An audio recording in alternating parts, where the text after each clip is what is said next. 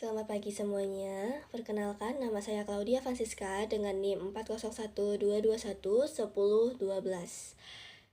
Di video ini saya akan menjawab pertanyaan dari mata kuliah Hukum Maritim yang diampu oleh Bapak Sinto Marian Hutope SHMH, yaitu pertanyaannya adalah dalam kondisi di Bangka Belitung, apakah memungkinkan untuk membentuk MPA atau Marine Protected Area yang disesuaikan dengan hukum nasional kita? Nah, pembentukan Marine Protected Area atau MPA ini di Bangka Belitung dalam konteks hukum nasional pada Bangka Belitung, sebuah provinsi yang terdiri dari dua pulau utama, yaitu Bangka dan Belitung, serta pulau-pulau kecil yang di sekitarnya. Itu memiliki potensi besar untuk pengembangan kawasan konservasi laut atau Marine Protected Area tadi. Keindahan alam, keanekaragaman hayati, dan kekayaan sumber daya laut di wilayah ini menjadikannya kandidat ideal untuk pembentukan MPA atau Marine Protected Area tadi.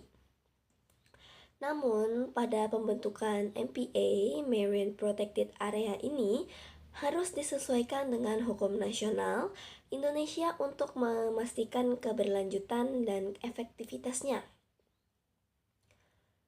Potensi dan tantangan di Bangka Belitung. Bangka Belitung ini dikenal sebagai salah satu penghasil timah terbesar di dunia. Namun juga memiliki keindahan alam yang memukau, dengan pantai-pantai berpasir putih, air laut yang jernih, dan batuan granit yang unik. Selain itu, wilayah ini memiliki keanekaragaman hayati, laut yang tinggi, termasuk terumbu karang, mangrove, dan berbagai spesies ikan lainnya.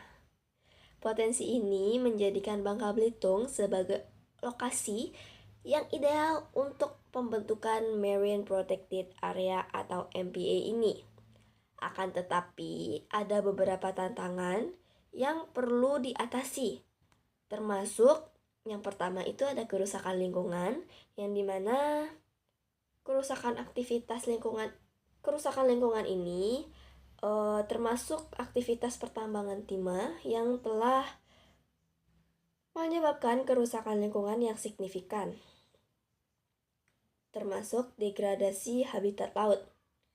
Yang ketiga itu ada keterbatasan infrastruktur, yang dimana keterbatasan infrastruktur ini termasuk dalam infrastruktur transportasi yang terbatas, membuat aksesibilitas antar pulau-pulau menjadi sulit, yang dapat menghambat pengelolaan Marine Protected Area ini atau MPA itu tadi.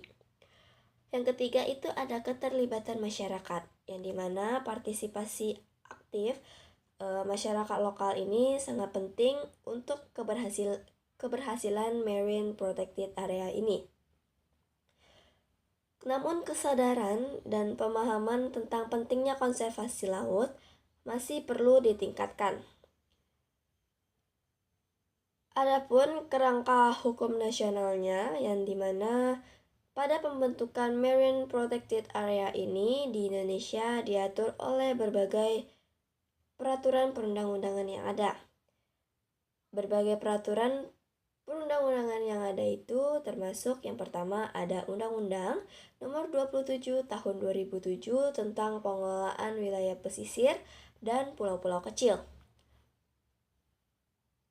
Pada undang-undang ini mengatur tentang pengelolaan wilayah pesisir dan pulau-pulau kecil, termasuk pembentukan kawasan konservasi laut.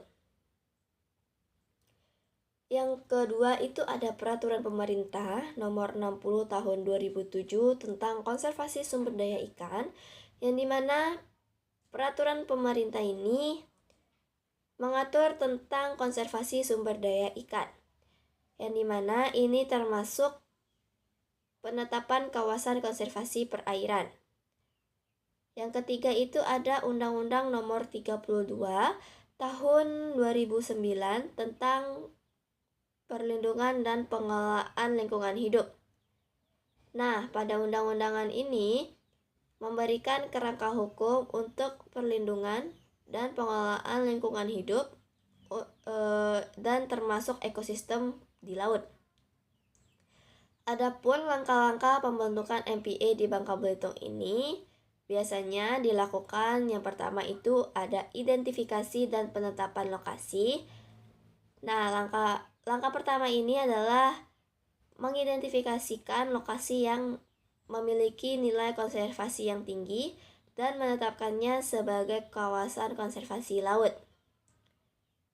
Ini melibatkan survei ekologi dan konsultasi dengan para pemangku kepentingan, termasuk masyarakat lokal dan pemerintah daerah dan para ilmuwan.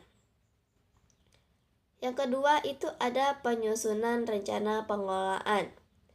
Setelah lokasi ditetapkan, langkah berikutnya adalah menyusun rencana pengelolaan yang mencakup tujuan konservasi, strategi pengelolaan dan mekanisme pemantauan. Rencana ini harusnya disusun dengan melibatkan berbagai pemangku kepentingan untuk memastikan keberlanjutan dan efektivitasnya. Yang ketiga itu ada peningkatan kapasitas dan kesadaran. Pada peningkatan kapasitas dan kesadaran ini, masyarakat lokal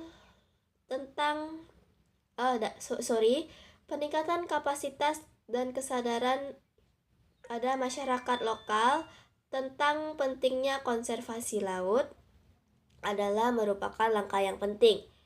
Ini dapat dilakukan melalui program pendidikan, pelatihan, dan kampanye kesadaran. Yang keempat itu ada penguatan penegakan hukum, yang dimana penegakan hukum yang kuat ini sangat diperlukan untuk memastikan kepatuhan terhadap peraturan konservasi. Ini melibatkan peningkatan patroli laut, penggunaan teknologi pemantauan, dan penegakan sanksi bagi pelanggar. Yang kelima itu ada kerjasama dan kolaborasi. Kerjasama antara pemerintah daerah, pemerintah pusat, masyarakat, dan sektor swasta sangat penting untuk keberhasilan MPA ini. Kolaborasi ini dapat membantu mengatasi tantangan dan memanfaatkan peluang yang ada. Dengan demikian, kesimpulannya adalah pembentukan Marine Protected Area atau MPA di Bangka Belitung ini sangat memungkinkan dan dapat memberikan manfaat besar bagi konservasi laut dan kesejahteraan masyarakat lokal. Namun, keberhasilan MPA ini tergantung pada penyesuaian dan kerangka hukum nasional, partisipasi aktif masyarakat, dan kerjasama antara berbagai pemangku kepentingan. Dengan langkah-langkah yang tepat, Bangka Belitung dapat menjadi contoh sukses dalam pengelolaan kawasan konservasi laut di Indonesia. Sekian jawaban dari saya. Mohon maaf jika banyak tutur kata yang salah dan salah dalam menjawab pertanyaan. Selamat pagi semuanya.